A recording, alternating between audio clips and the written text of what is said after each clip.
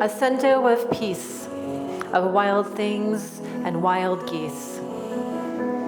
When despair for the world grows in me, you do not have to be good. And I wake in the night at the least sound in fear of what my life and my children's lives may be. You do not have to walk on your knees for 100 miles through the desert repenting. I shall go and lie down where the wood drake rests in his beauty on the water and the great heron feeds. You only have to let the soft animal of your body love what it loves. I come into the peace of wild things. Tell me about your despair, yours, and I will tell you mine. Who do not tax their lives with forethought of grief. Meanwhile, the world goes on. Meanwhile, the sun and the clear pebbles of the rain are moving across the landscapes. And I come into the presence of still water. Over the prairies and the deep trees, the mountains and the rivers. And I feel. Meanwhile, the wild geese, high in the clear blue air, are heading home again. And I feel. Whoever you are, no matter how lonely, the world offers itself to your imagination, calls to you like the wild geese, harsh and exciting. And above me, the day-blind stars waiting with their light. Over and over, announcing your place. For a time I rest in the grace of the world and am free. In the family of things.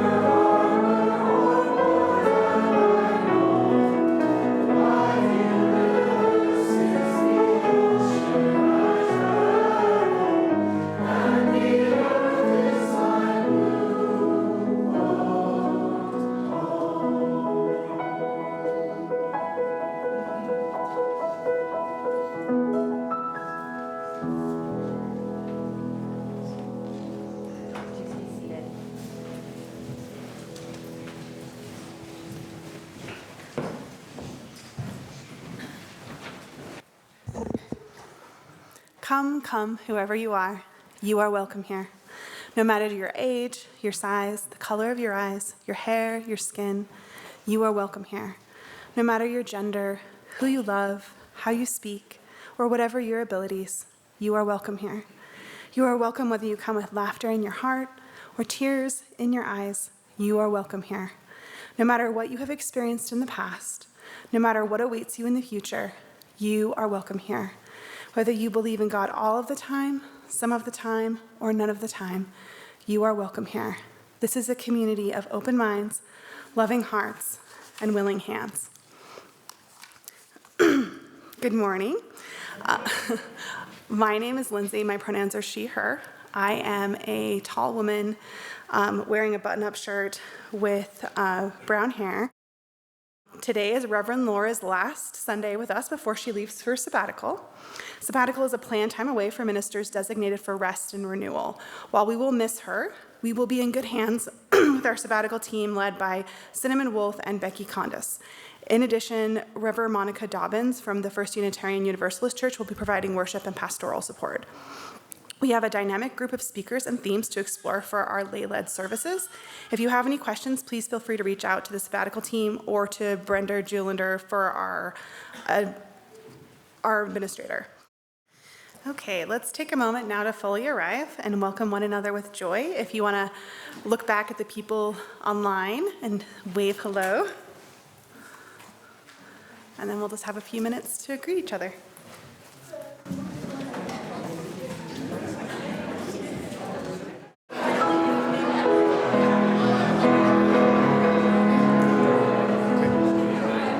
I'd like to invite Rebecca to come up and light our chalice.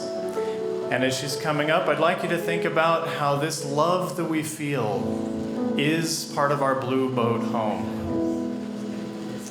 Rebecca, thank you for coming up and lighting our chalice. Let's go ahead and say our chalice lighting words together. We light this chalice for the warmth of love, for the light of truth, and for the energy of passion. There we go. Welcome, everybody. Today is our wind communion.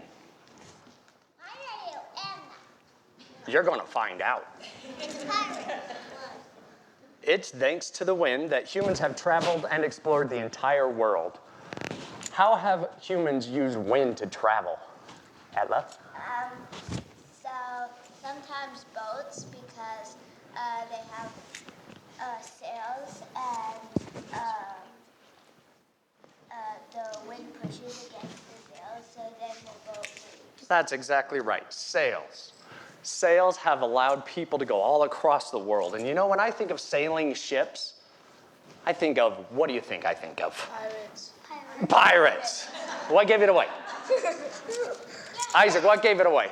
I think that it's the semi-stereotypical pirate outfit. The semi-stereotypical pirate outfit I'm wearing is what he said.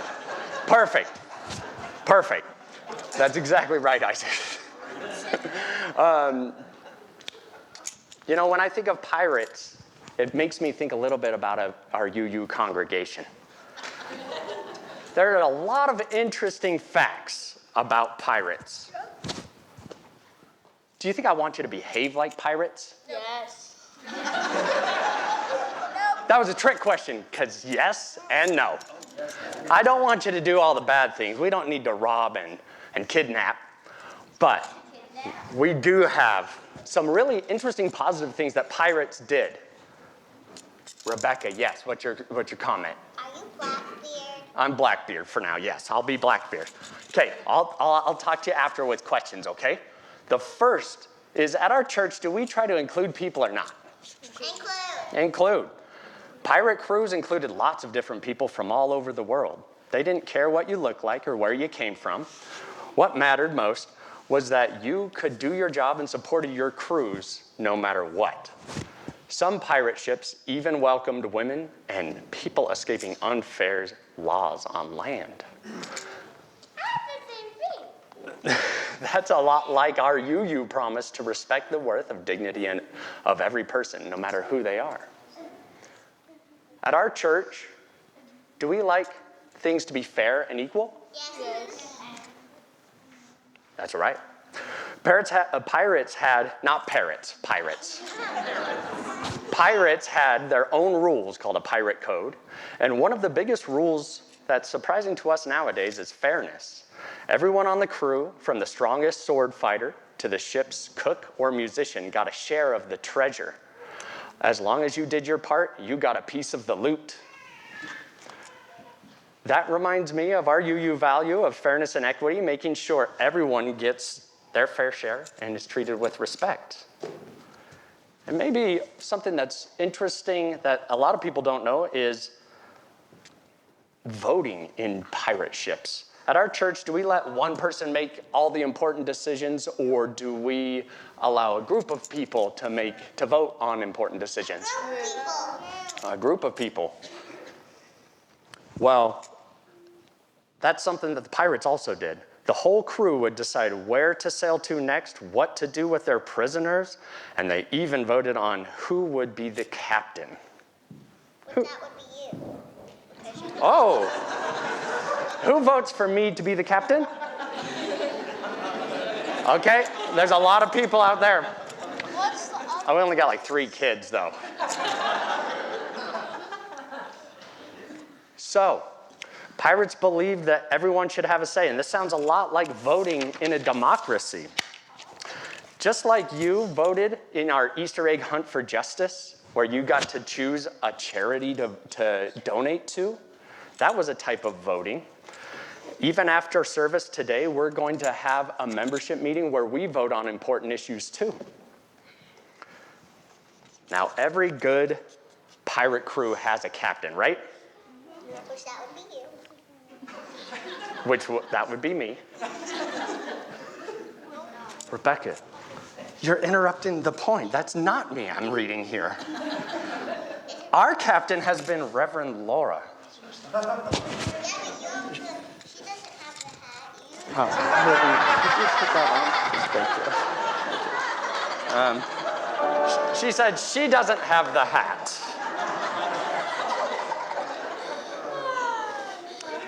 Well, Reverend Lora is about to take something very important called a sabbatical.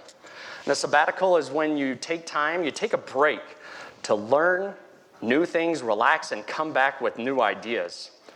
Reverend Lora is going on a sabbatical until October 4th. That's about 4.5 months that she'll be gone. But that means that we still need to sail this ship. And we will use voting, equality and fairness, and inclusion, including everyone, just like the pirates did. Our church pirate crew has volunteers, staff, and you. You might light the chalice, or sing in the kids' choir, that's coming up, or just remind somebody that they belong here by being kind to them. We are all part of this crew. So when you come to church and notice Reverend Lora isn't here, remember, she's off on her own adventure, and we're on one too. And together with our big hearts and UU values, we'll keep our ship strong and steady. Thank you. Come put up your cushions.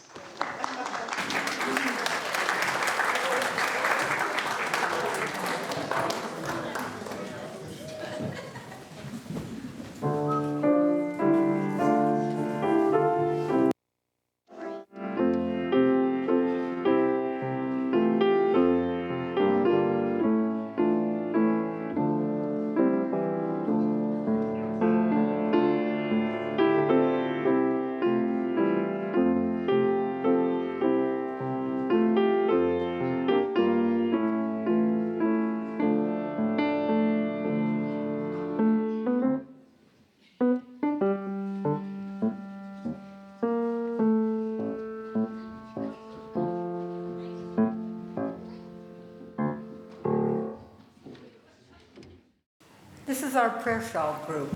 We wanted to introduce ourselves. You can come back here too, or wherever you can find space.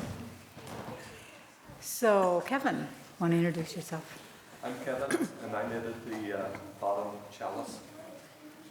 I'm Gloria, and I knitted the Spirit of Life tree. And I'm Louise, and I knitted the hearts. And I'm Lori, and I knitted the rainbows and the sunshine, because duh, rainbows. And I'm Cate, and I knitted the face. And we'll tell you what that's all about in just a minute.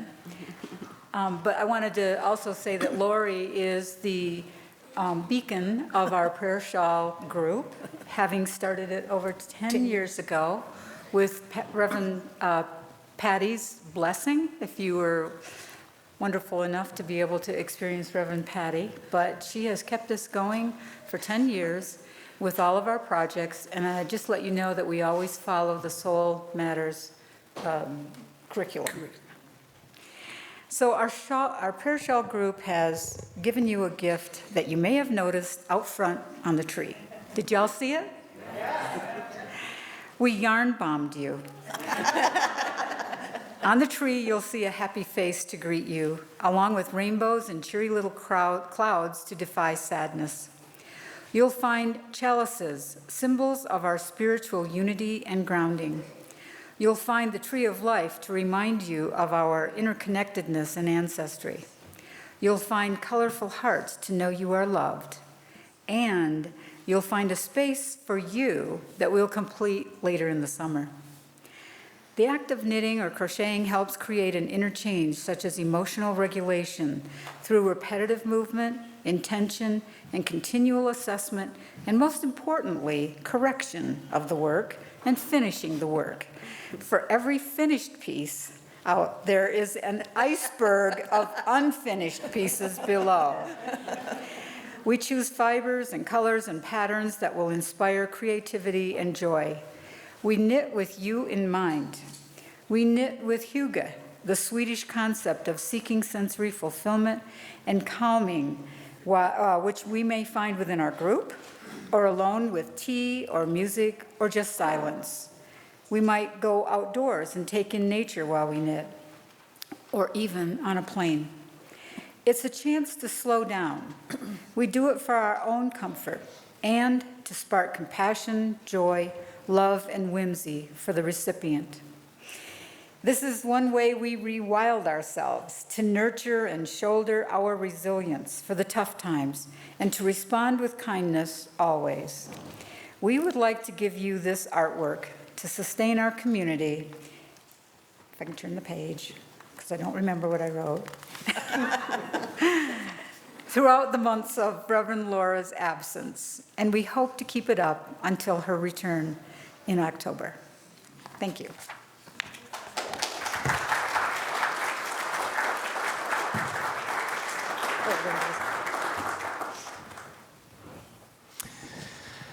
Today is our congregational meeting, so I hope those, especially those of you who are members, are planning on staying after the service.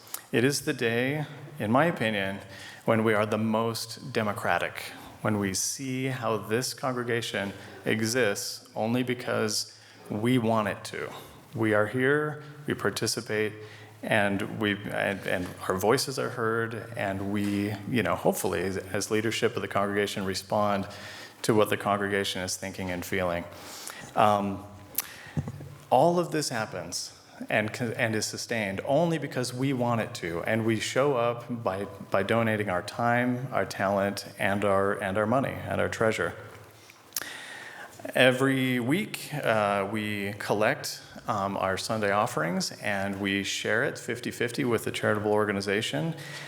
This week and into next month, we're going to share with GenderBands, a Utah-based nonprofit dedicated to supporting transgender and gender-diverse individuals. We're aiding them in their work to provide gender-affirming surgery grants, free chest binders, clothing pop-up shops, community support, and education aimed at helping people live more fully and authentically. So please join with me in saying our offertory words, which are on the screen. We are His church, we are His hands, His heart, His voice. Together we share the love of this community and sustain it with our gifts. We'll now accept the offering. For those who are at home and for anybody, you're free to use the giving link in the online order of service. And thank you for the ushers coming forward.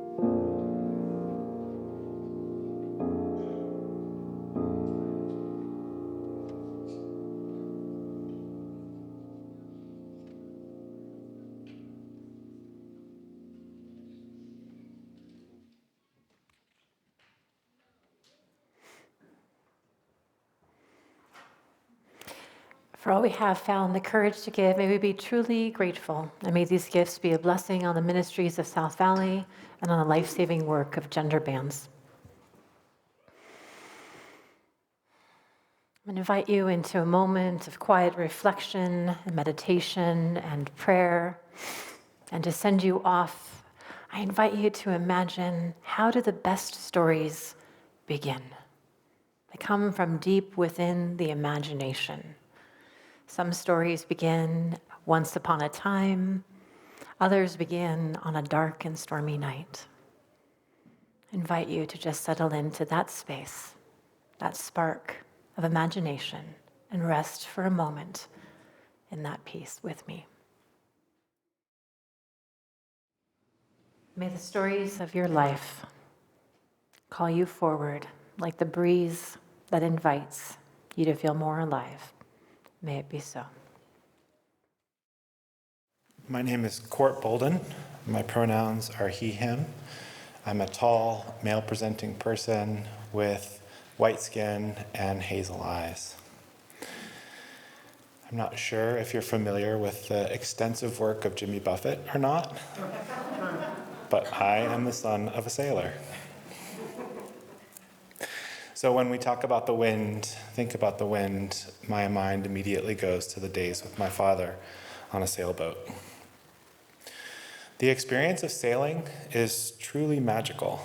In a world where machines constantly hum and transportation requires jet sounds, car engine noises, or that weird humming sound that electric vehicles make, it seems altogether different to be moved by the power of the wind. Have you ever been on a sailboat? Yeah. It seems like a strange question to ask in a landlocked state, but I've seen sailboats on the Great Salt Lake, so I know they're here. We can also travel, right? I grew up in Florida, and my father would rent sailboats. So he would go to a harbor and pay money to rent a sailboat. The itineraries were local, nothing so exotic as crossing a strait. But I still remember feeling baffled each time the harbor master would turn over a set of keys. My old man, and in this case it feels appropriate to call him my old man, would walk up to the harbor master and just simply talk like he knew what he was doing. There was no test or anything. It was something else. For anyone that's never done this kind of thing, it's important to have someone who can sound knowledgeable. That's true. It's also important to have a crew that can distinguish a jib from a mainsail and a halyard from rigging. Neither I, nor my brother, nor my sisters could ever really manage that, especially in a high-stress situation. But we were good at pulling on the ropes that my dad told us to. Now that I'm older, I know that the nerves about the experience and the magic were two sides of the same coin. We were harnessing a force, and we were doing it together. The sea could literally have swallowed us whole if she were ever inclined. But it's not surprising here to say that communities can do amazing things. As a family, we moved a block of mostly wood across the surface of the ocean, slept in the same block of mostly wood, and woke in the next morning and played on a secluded beach before returning home. We were magicians, and we lived closer to our nature than the modern world often allows. I have similar feelings about this space. Isn't what we do here a kind of restorative magic that helps us live closer to our nature? Let me assure you that it's not necessary to have specific names of every piece to contribute, nor to feel the wind. Thank you.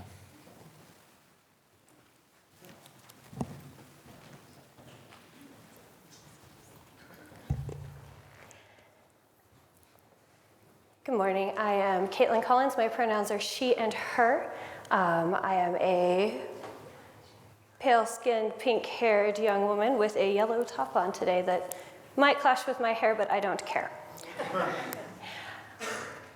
When we were preparing this service, we were talking about many of the ways that we harness wind. We've brought up a lot of ship imagery today.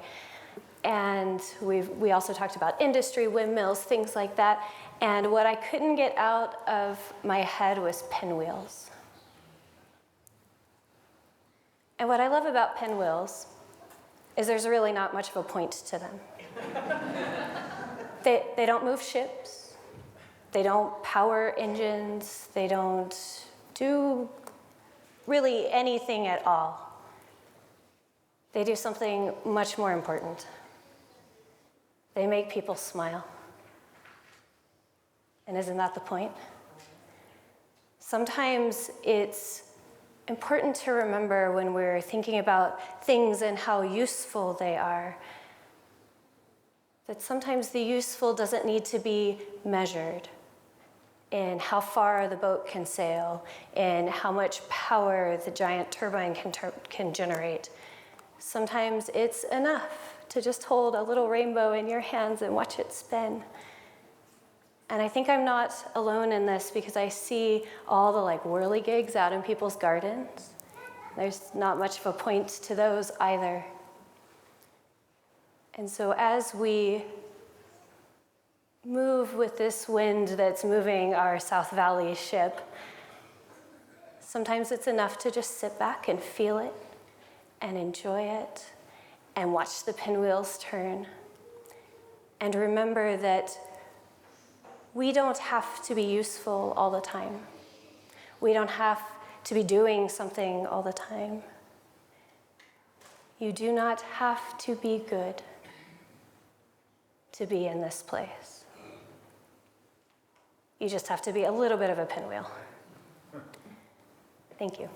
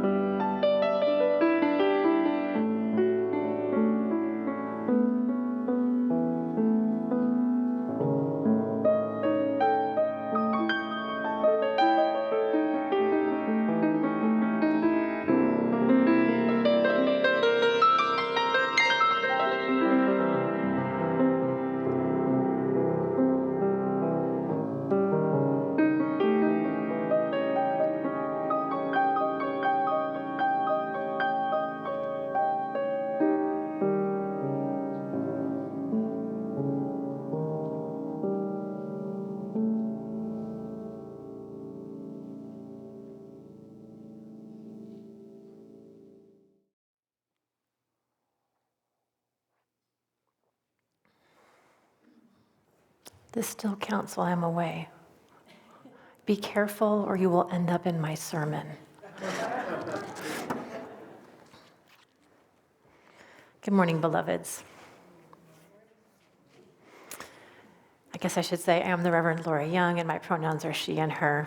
And I am a tall, red-haired woman with purple glasses and purple lipstick who is wearing a cream-colored outfit and the stole lovingly given to me by Antoinette. My companions this morning in worship have each offered you a perspective on change via the metaphor of the wind. And they have told me that it is up to me to offer the final word, so to speak. A community such as this is rooted in imagination. Church is imaginary, right? Yes, we have a building. Yes, we have a polity. Yes, we have pledges and bills and invoices and staff. But the endeavor in and of itself is a work of the imagination. As my companion said earlier, we are here because we choose to be here and because we choose to do life with one another. How we engage and respond to the opportunity to imagine a community such as this determines the course that we follow through all that life brings to our proverbial doorstep. The essential lesson of the stories we tell here and the stories you come across in your day-to-day life, the myths and the fairy tales and the morality plays, is to communicate to all of us, both individually and collectively, about how to navigate change and what skills it makes sense to develop and practice as we deal with the changes, with the seasons and the cycles and the circles, the endings and the beginnings of our living. The aspect that I choose to offer you from this metaphor of the wind and the imagination is this: the magic of a little bit of wildness. It is all too easy for us to become numb to the longings of the heart and the busyness and the responsibilities of life. But our imagination is fed and nourished, expanded and honed when it is free to wander, to wonder, and to ask the biggest questions in life.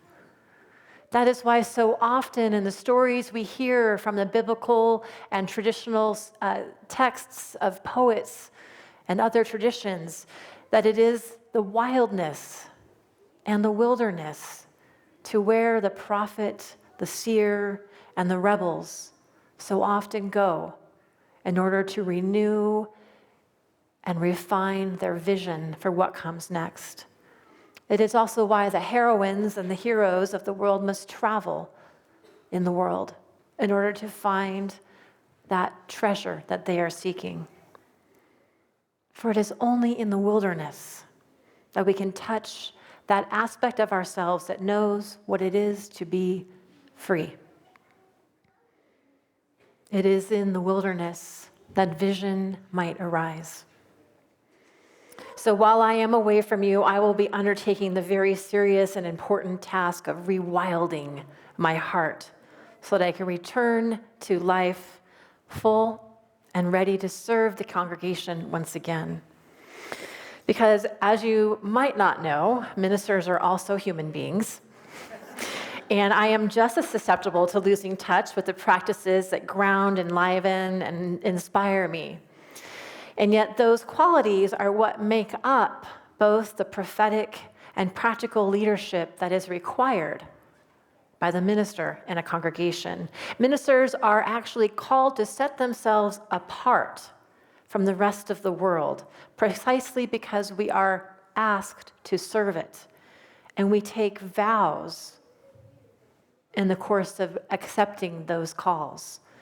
We take those vows to remind ourselves and the community that we do this on purpose and by design. Ministers are expected to be the better person in all situations. And if you haven't noticed, that's also hard for me sometimes.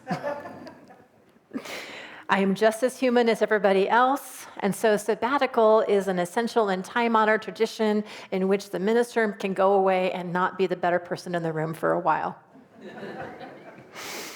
The minister is invited to put down the mantle of responsibility so that they can return and serve the congregation for the long term. It's an investment. in the minister, by the congregation, for the health of the whole. Thank you. It's been a good 5 years.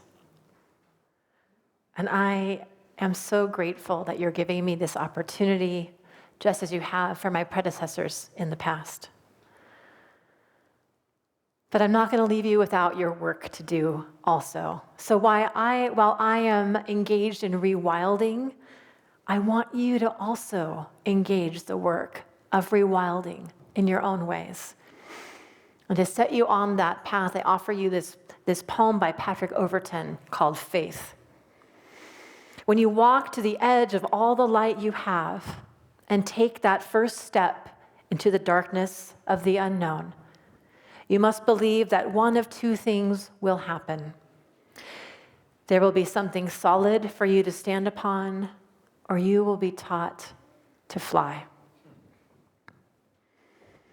His invitation is one of trusting the self. And it points us to where the foundation of life really is. To be rooted in that place of faith, which is another way of saying sustained imagination in the face of adversity and growth. Faith is the practice of sustaining your imagination in the face of adversity and growth. And that is the path that I set you on as I take my time apart. Now, I know faith can be an elusive word for some of us who have been trained to think of it as a specific set of beliefs handed to us from others, rather than what I offer to you today, which is this invitation to embrace the unknown with courage and grace. So I call you to that faith. I call you to a faith that surpasses and overcomes the hesitations of your heart. It reminds you of just how alive you really are and how very wanted and cherished you are in this community. I call you to a faith that rewilds and calls you by your true names. Keep asking your questions. Follow the whispers of your heart.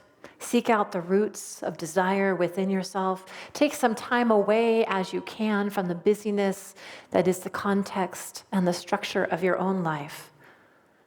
But do not forget to come to church. For this is where your fellow wild things are here to meet you and travel along beside you. And when I return in the fall, I'm going to ask you how your wilding adventure has gone. And I hope that together, as we make that meaning anew in the fall, we will discover again just how beloved this community has always been, will always be, because we are a community of seekers and justice makers. So onward, my friends, onward. I am already missing you. I truly have the best job, the best congregation, and I love you each and all, no matter what.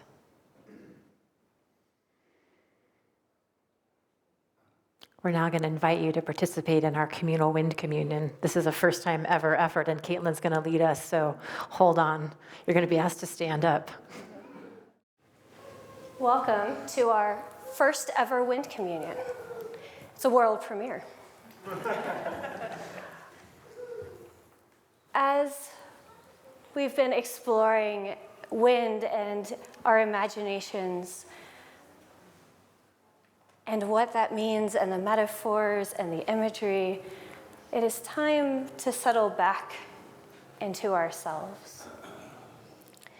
So wind is quite frequently in stories a metaphor for change, and there is a lot of change outside the walls and inside these walls. And so we are going to take a minute to think about that. So I'm going to invite you here in just a moment to stand and to move into roughly a circle. It doesn't have to be perfect. If you would like to choose not to stand, because we are inclusive just like pirates, you are invited to remain in your seat, and you will be included in the center of our circle. So you're still a part if standing is not your thing. You are going to be asked to stand for quite a while. If at any point you are all done and you wish to sit down, you are welcome to do that as well. Again, this is about us accepting each other and being who we are in this space. So, with all of the disclaimers out of the way, I'm going to invite you now to stand and move to the sides of the room and make as much of a circle as we can manage. Okay. So if wind is about change, this communion is about how we, as a community that we have chosen to build, handles change. And how we choose to do that, by evidence of you being here, is we choose to do it together. So we're going to take a couple of quiet moments here, and I want you to look, and I mean really look, at the people in this space and see who your ship's companions are. And even if you don't know the rigging from the wheel, I don't even know the right terms, know that somebody in this room does know. So somebody knows what I meant to say just there. Just imagine I said it. So for a couple of quiet moments, really, really look at each other.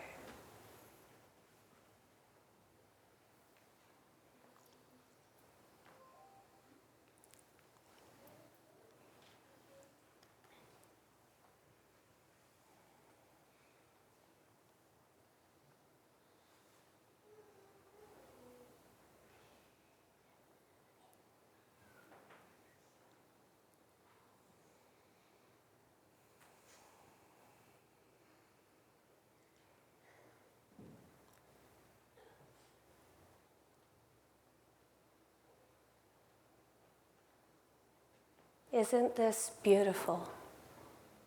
That of all the places you could have been this morning, you are here.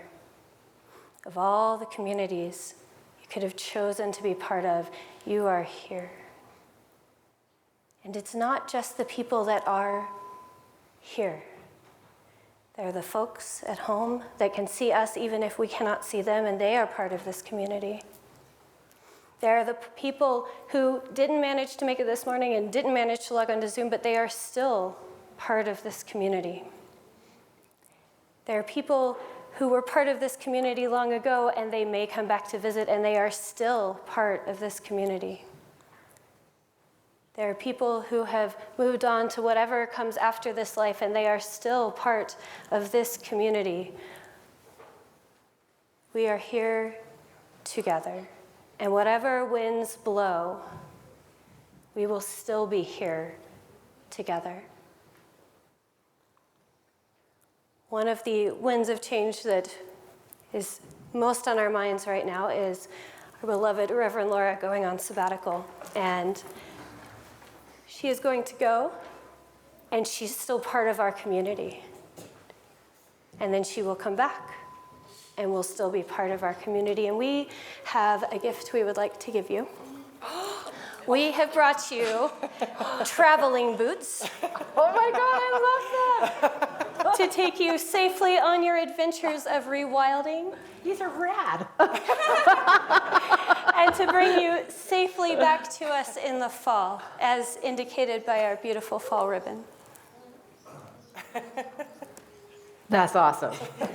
I cannot wait. I'm going to put them on after service and wear them for the annual meeting. That's rad. Thank you.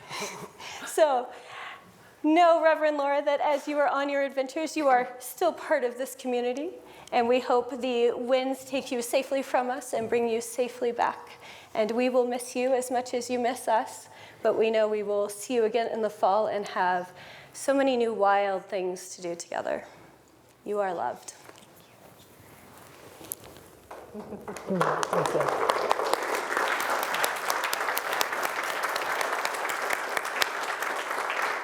If you would all please remain standing for the extinguishing of our chalice.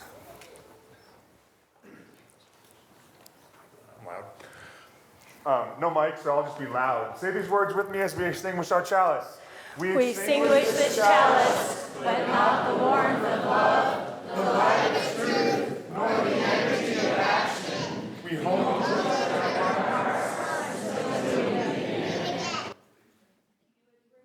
for our closing hymn.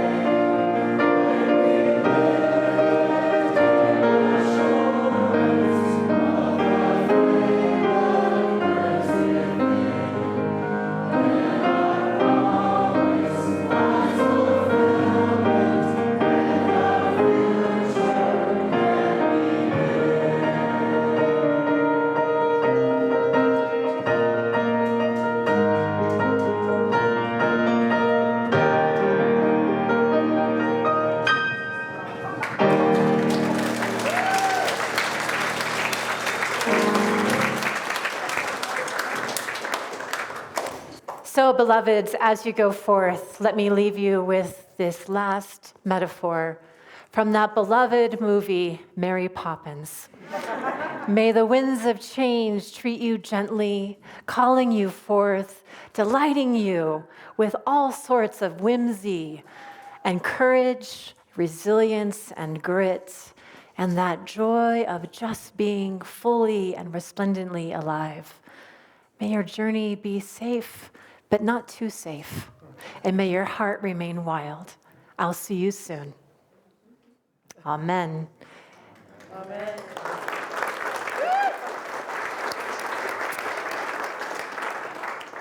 sweet. Well, we'll have our postlude because that's important for my exit.